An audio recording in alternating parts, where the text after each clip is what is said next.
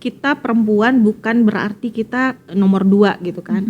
Karena itu tadi saya bilang bahwa di Undang-Undang Dasar saja udah dibunyikan masyarakat, warga negara, kita juga warga negara. Jadi perempuan dan laki-laki itu sama dalam hal mengakses pembangunan, melakukan kontrol terhadap pembangunan baik di desa maupun di kota gitu kan. Kemudian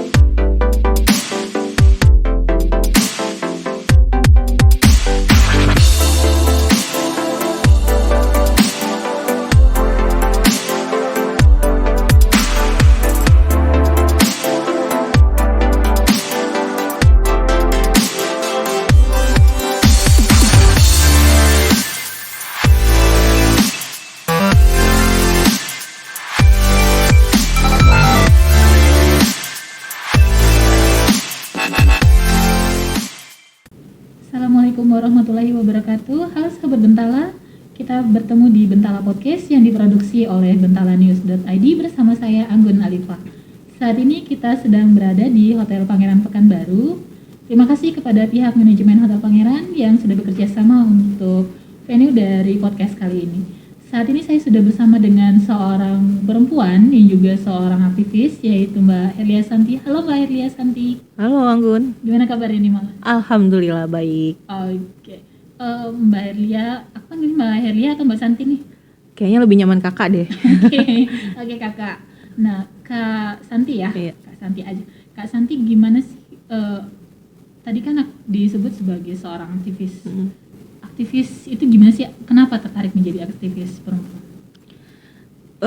Kalau dibilang pengen jadi aktivis enggak juga ya. Cuman mungkin karena aktivitas saya dari awal itu sudah terjun di dunia peraktivisan. Enggak ding, maksudnya gini, boleh ya backstory gitu kan. Jadi ketika saya masih aktif di mahasiswa, saya lebih suka ke alam gitu, di Mapala, terus juga kegiatan-kegiatan sosial masyarakat gitu. Nah, setelah tamat, saya juga langsung bersentuhan dengan dunia LSM atau NGO dan bekerja pada isu-isu masyarakat gitu. Nah, kemudian baru nggak berapa lama langsung bersentuhan dengan LSM perempuan. Nah, dari situ saya sudah mulai mendapatkan kayak oh gini ya ternyata kondisi perempuan, baru nyadar nih.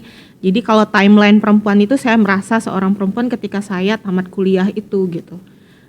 Jadi kesadaran ketika saya menyadari bahwa oh saya tuh perempuan, saya tuh masih ada hak saya belum terpenuhi, masih ada ketidakadilan yang saya dapati di kaum saya. Nah itu saya sadari timeline itu di saat saya tamat kuliah itu ketika saya bersentuhan dengan LSM perempuan. Oke Mbak Santi, udah berapa lama sih masuk ke bidang seperti ini, bekerja sama dengan LSM dan berkecimpung dengan aktivitas-aktivitas seperti ini? Saya mulai beraktivitas di dunia sosial masyarakat gitu di tahun 1999.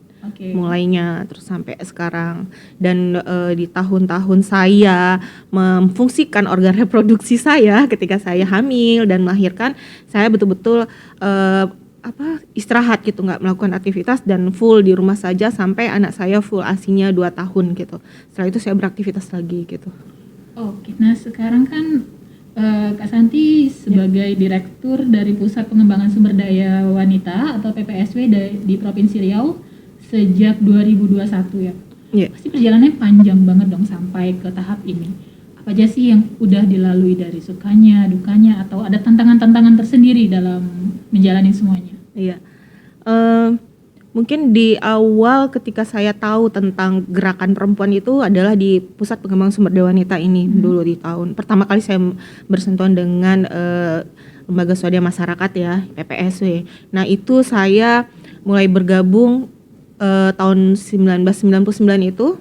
Nah, waktu itu PPSW masih ada di Jakarta. Di Jakarta. Kemudian saya beberapa bulan itu ditempah di Jakarta bersama kawan-kawan belajar. Kemudian saya ditempatkan kembali ke Riau, ditempatkan sebagai pendamping lapang di wilayah Kabupaten Rokan Hilir. Oke. Nah kemudian saya menikah, saya istirahat, termasuk di aktivitas sosial masyarakat gitu ya, LSM gitu. Karena saya menikah, kemudian setelah menikah saya aktif lagi nggak berapa lama sih, sebulan gitu, tapi nggak ke PPSW. Saya resign di PPSW, kemudian saya di lembaga yang ada di Riau, waktu itu lembaga yang pertama yang ada di Riau, waktu itu masih ada Riau Mandiri. Nah saya terlibat di pendampingan hutan kemasyarakatan di 13 Kota Kampar. Nah di situ sedang hamil, sampai hamil juga waktu itu ya, sampai saya bilang tadi saya memutuskan untuk memfungsikan organ reproduksi saya itu ketika saya mau melahirkan, saya baru istirahat sampai anak saya 2 tahun gitu. Jadi masih bolak-balik Pekanbaru, 13 Kota Kampar. Waktu itu belum ada travel khusus, belum ada apa namanya tuh online, taksi online gitu kan. Kalau pulang lagi hamil itu, saya ingat terakhir hamil 8 bulan itu saya masih pulang nebeng bus-bus dari Sumbar gitu. Nah, jadi iya, dan kita juga melakukan itu kan programnya hutan kemasyarakatan, mendampingi masyarakat yang dipindahkan dari yang di itu di waduk itu ya, waduk Kota Panjang itu ke tempat yang baru, direlokasi ya. Nah kita waktu itu melakukan pendampingan itu.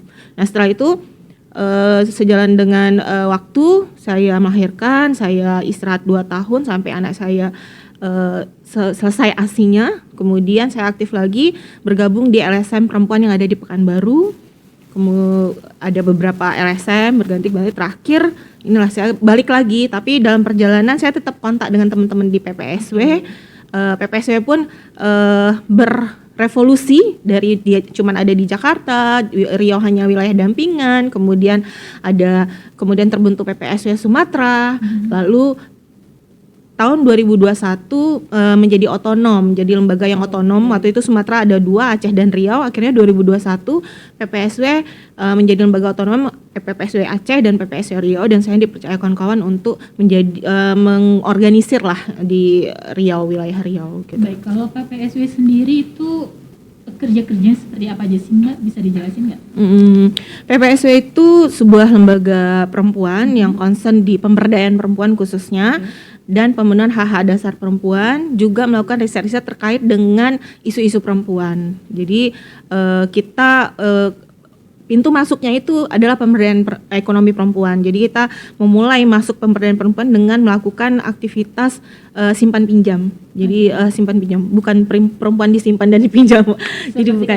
Iya, jadi kadang-kadang perempuan disimpan, dipinjam. Jadi kadang-kadang hal itu yang merendahkan lagi perempuan. Tapi padahal sebenarnya kegiatan itu adalah hal yang, karena perempuan dekat ya dengan pelaku utama di dalam rumah tangga, dan yang paling dekat dengan ekonomi rumah tangga gitu. Jadi kita ingin mengorganisir perempuan, memberikan perubahan pada perempuan, membangun perempuan di basis pendekatan utama adalah ekonomi. Jadi PPSW dari dulu memang pendekatannya ekonomi gitu. Melalui kegiatan simpan pinjam kita memberikan kesadaran bahwa perempuan tuh bisa kok berdaya gitu. Nah, kenapa dengan simpan pinjam? Karena perempuan yang mengelola ekonomi rumah tangganya, kemudian simpan pinjam kita sepakati ada pertemuan setiap bulannya gitu. Ketika mereka punya kesadaran, oh iya dengan menyimpan kita ada tabungan.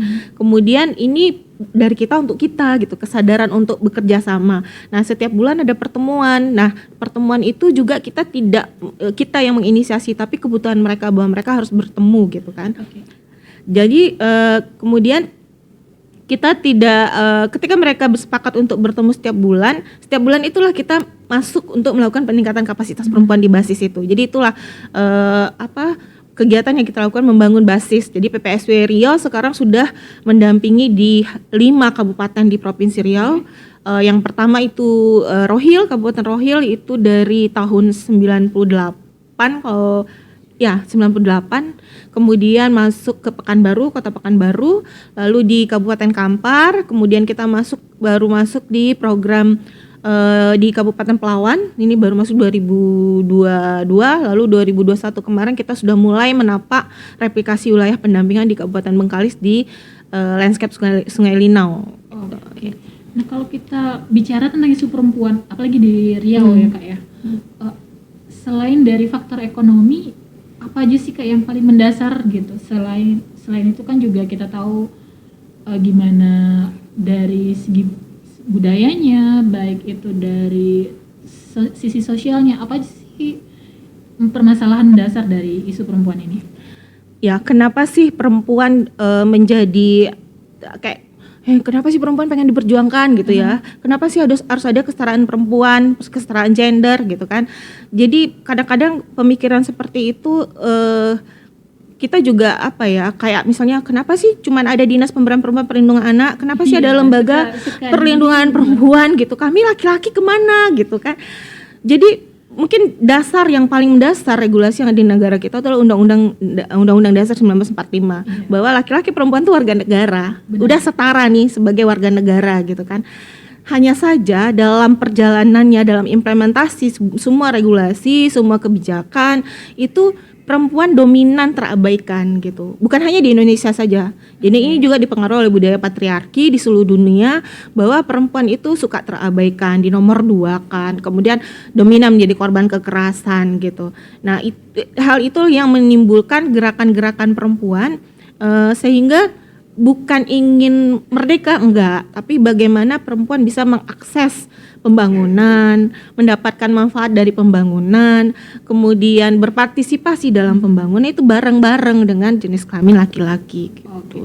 Nah, tapi kalau kita menilik di Riau ini, beberapa permasalahannya kan salah satunya secara umum di provinsi kita nih ada dampak-dampak lingkungan yang kita nggak bisa pungkiri gitu. Nah, permasalahan lingkungan sendiri yang terjadi di Riau itu berdampak nggak sih ke perempuan-perempuan yang ada di Riau sendiri, Kak? Sangat berdampak. Okay. Karena secara umum dampak dari kerusakan lingkungan itu adalah terhadap perempuan di dalam rumah gitu ya. Misalnya waktu bencana asap. Yeah. Bencana asap yang paling mendapat dampak dari bencana asap secara kesehatan itu adalah anak dan perempuan hamil. Benar. Gitu kan. Kemudian juga bagaimana perempuan hamil rentan terhadap asap. Kemudian anak. Nah, anak itu selalu dilekatkan dengan ibu perempuan. Kemudian berkurangnya aktivitas dalam mencari nafkah di luar gitu kan. Berdampak lagi ada konflik di rumah tangga yang menjadi korban perempuan gitu, korban kekerasan gitu. Kemudian banyak sih dampak dari kerusakan lingkungan. Kerusakan lingkungan terkait deforestasi gitu kan. Okay. Ketika ada konflik antara masyarakat dengan tanda kutip misalnya dengan perusahaan atau apa gitu kan, tetap aja perempuan yang menjadi korban gitu, maksudnya mendapat dampak gitu. Dampaknya apa? Ketika ada konflik terkait dengan lingkungan misalnya, perempuan akan takut keluar malam misalnya seperti itu kan, karena ada ancaman-ancaman. Kemudian bagaimana perempuan juga diintimidasi, udah nggak boleh ikut, perempuan tidak diberi hak untuk bersuara, perempuan juga masih kurang untuk terlibat dalam pengambilan keputusan. Oh, ini gimana sih menyelesaikan konflik gitu kan. Perempuan-perempuan, apalagi juga kita kenal ada perempuan kepala rumah tangga gitu kan, atau kepala keluarga yang dia juga sebagai perempuan, yang dia juga mencari nafkah, yang juga menghidupi rumah tangga, itu juga melakukan aktivitas. Misalnya di dalam sebuah desa ada perusahaan di situ, dia juga sebagai buruh di situ gitu kan, tapi ketika ada konflik dia akan menjadi korban lagi. Nah, perempuan lagi gitu. Berdampak ke dia. Nah, kalau yang Kak Santi rasakan sendiri nih sebagai perempuan yang tinggal di Riau gitu. Semua itu tadi berasa banget gak sih ke dirinya Kak Santi? Ya berasa, maksudnya tuh seperti rasanya tuh pertama ketika kita melihat kawan-kawan perempuan di pedesaan, kemudian di pinggiran gitu kan, miskin kota misalnya seperti itu. Kita masih gampang untuk mengakses informasi, ya kan? Tapi bagaimana perempuan-perempuan yang di pinggir hutan, yang menjadi buruh di perusahaan sawit misalnya gitu kan, nggak punya kesempatan untuk mendapatkan informasi, nggak dikasih kesempatan untuk terlibat dalam pengambilan kebijakan tingkat desa misalnya gitu ya. Jadi minim informasi dan dia hanya bekerja untuk menghidupi dan mengisi perut keluarganya gitu. Bentar dia nggak dapat informasi. Oh iya, kalau terjadi bencana asap itu karena pembakaran lahan atau karena terjadinya pembalakan liar, sehingga dengan menggunakan alat berat, hutan jadi gundul, kemudian terjadi bencana. Itu dia nggak tahu informasi hal itu apa sih penyebab terjadi bencana lingkungan gitu kan? Karena dia nggak dapat akses informasi. kan capek, banyak tuh kegiatan-kegiatan di luar rumah gitu. Gimana membaginya dengan keluarga sendiri? Kan anak-anak juga ada ya gitu. Gimana? Tapi sebelumnya sambil diminum dulu dong. Oh iya. Biar nggak tegang gitu. Iya, boleh. Boleh cheers dulu. Cheers. Untuk Bentala dan perempuan. Dari kecil anak saya udah tahu kerjaan bundanya apa. Kebetulan saya juga punya pasangan hidup. Suami saya juga beraktivitas di NGO juga gitu. Jadi secara pemikiran dengan pasangan kita cukup connect lah gitu kan. Maksudnya nggak terlalu ribet untuk urusan domestik tuh kamu harus ngerjain ini, enggak. Kita udah punya mindset yang sama terkait dengan pemenuhan hak anak, terkait dengan ya ada sih percikan-percikan rumah tangga tapi tidak menjadi dasar bikin kita menghambat kerja-kerja kita gitu. Dan anak-anak juga dari kecil udah sering dibawa. Kemudian ada hal-hal yang kita diskusikan terkait dengan hak-hak dasar, kemudian dengan tidak menzolimi orang, tidak melakukan diskriminasi, itu udah kita ajaran ke anak-anak dari kecil. Jadi kalau kita makan bareng itu yang kita bahas kerjaan kita dan secara tidak sadar anak jadi ikut gitu. Pernah nggak sih anak-anaknya tuh ketika Kak Santi harus ke lapangan misalnya hari Minggu terus protes, mama ini kan hari Minggu kita mau liburan gitu, pernah nggak sih? Alhamdulillah nggak pernah. Cuman ya. yang selalu dikritisi, Bun masak lah Bun, sekali-sekali pengen masakan Bunda. Nah itu memang tapi mereka nggak menuntut saya harus masak setiap hari gitu kan. Kadang-kadang pagi karena saya memang nggak pernah pakai yang bantu di rumah gitu. Memang semua pekerjaan rumah tangga saya kerjakan sendiri, dibantu sama suami saya.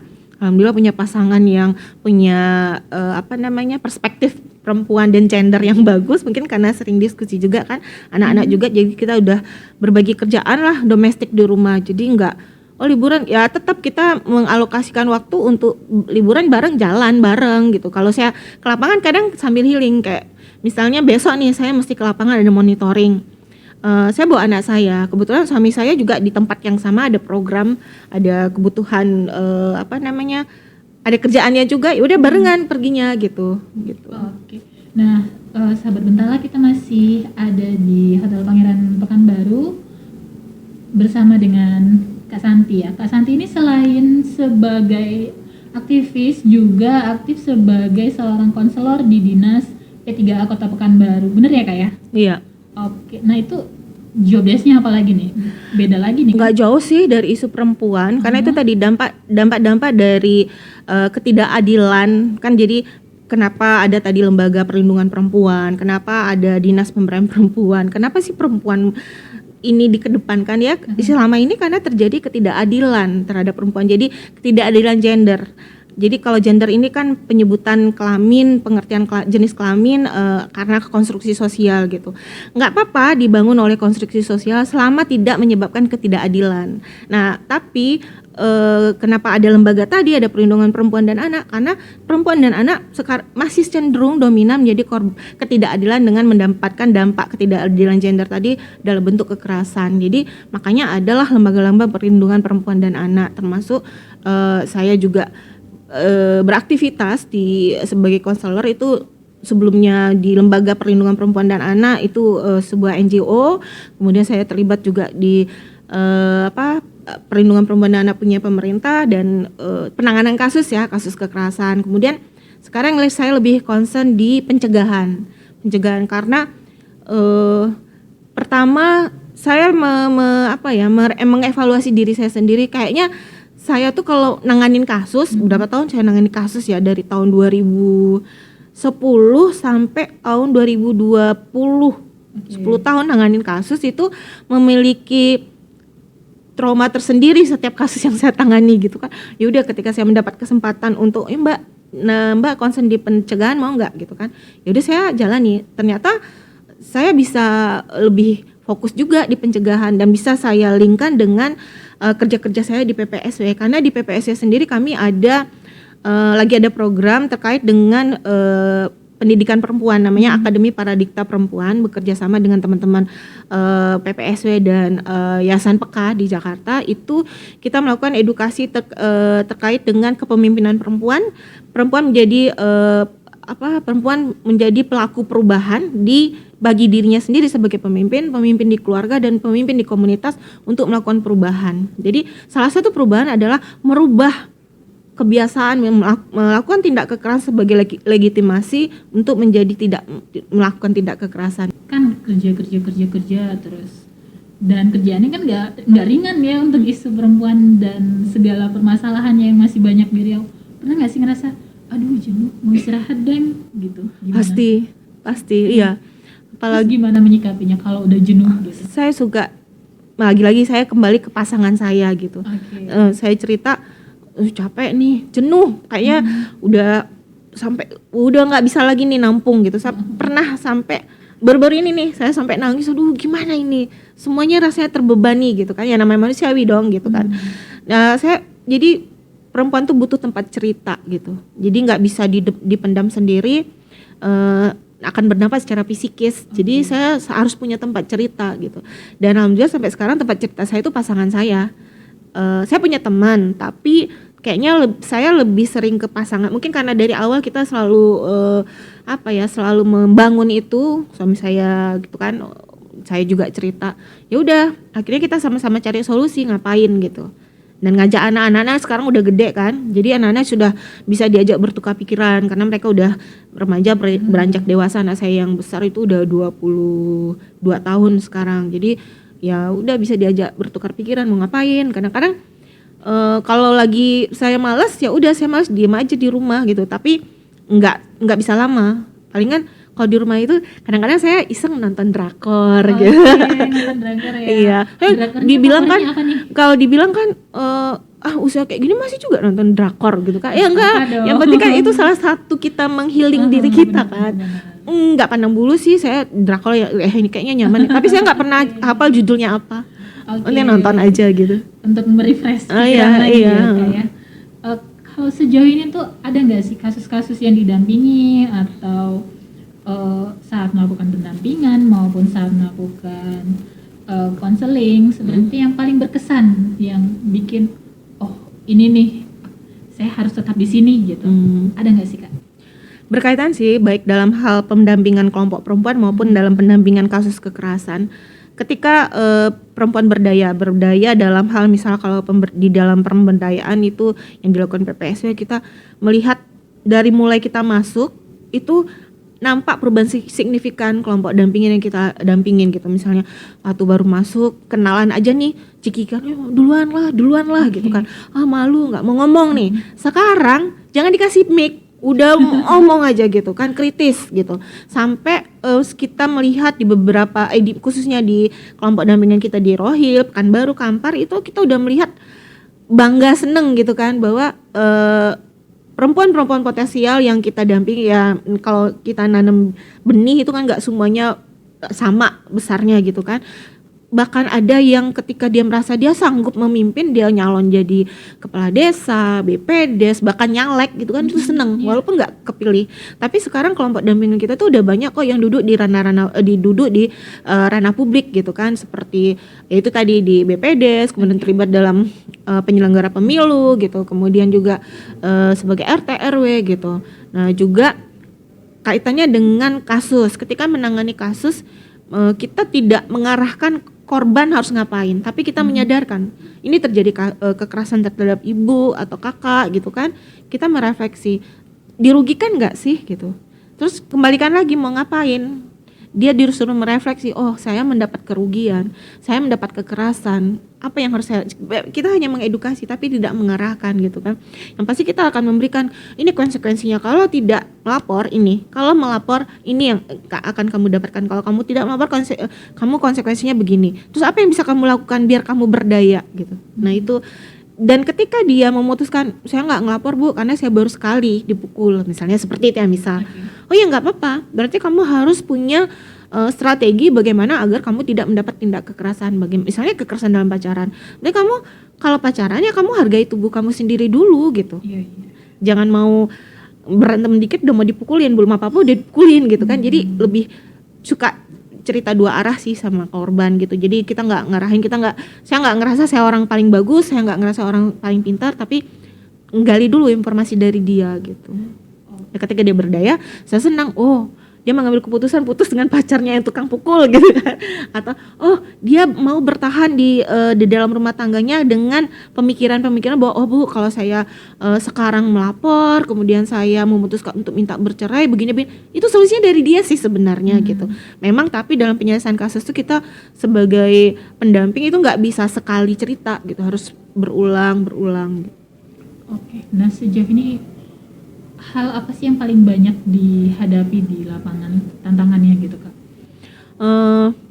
Kalau di kerja-kerja pemberdayaan misalnya di PPSW gitu kan, yang banyak mendapat tantangan itu pastinya keluhan para kawan-kawan di basis gitu ya, bagaimana masih terkendala dengan perizinan, yaitu tadi kita Bu nggak bisa karena pagi harus ngantar anak sekolah dulu gitu, atau pagi harus nyuci dulu kalau ada pertemuan gitu kan, kita alihkan ke sore Bu, sore ada pengajian Bu gitu.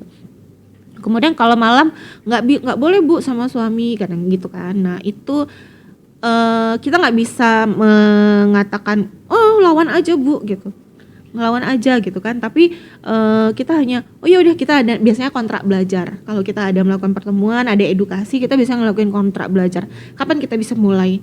Kalau jam 7 bisa nggak Bu? Nggak bisa Bu. Atau ya udah, kalau jam 8 berarti pekerjaan yang dilakukan setengah 8 dicepetin. Ibu sholat subuhnya, habis sholat langsung nyuci, beres-beres, anaknya diantar jam 6:04 bisa nggak? Jadi gitu, kesepakatan gitu. Demikian juga kalau misalnya terkait dengan itu kontrak belajar sih, kalau kita biasanya kesepakatan. Jadi kita dengan kawan-kawan di basis nggak pernah memposisikan diri paling tahu, karena ilmu yang paling banyak adalah mereka yang sudah mengalami, yang itu yang kita ambil selalu gitu. Oke, nah kalau dari sekian banyak tadi kan ada rintangan, ada yang berkesan juga, yang paling menyentuh hati dari sepanjang dari 9 mulai gabung, mulai masuk ke ranah ini, apa sih Kak yang paling aduh gitu? Ada nggak?